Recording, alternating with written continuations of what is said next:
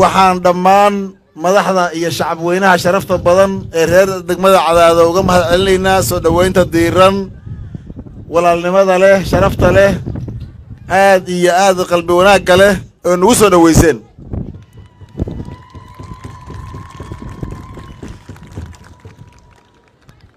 waxaan idinkaga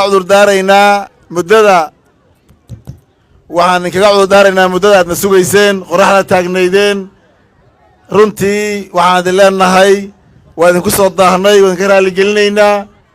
aad iyo aad baan mahad ballaaran idinkugu celinaynaa mar labaad iyo mar saddexaad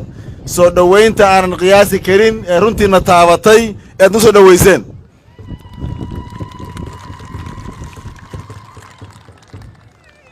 intaas kadib dhammaan madax iyo shacab weynaha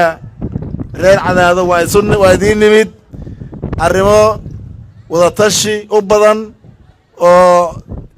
dowlad dhiska iyo dib u dhiska iyo horusocodka qayb ka ah ayaan idinkugu nimid oo ay ka mid tahay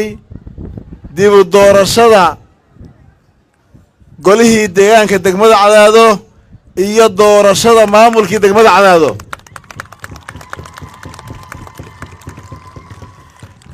talooyinkaan idinkugu nimid waa badan yihiin laakiin taasi waa ugu muhiimsan tahay in dib loo doorto sidii horey ay caadada ahaan jirtay maamulkii ama golihii deegaanka degmada Cadaado golaha deegaankuna uu doorto madaxdii hogaamin lahayd degmada oo maamulka degmada ay doorto taladaas iyada ah oo qiimo badan ku fadhisa oo runtii ka mid ah horumarka iyo dowlad dhiska iyo horusocodka ayaad qaybtiina ka qaadan doontaan waan ku kalsoonahay dhammaan qaybaha kala duwan ee bulshada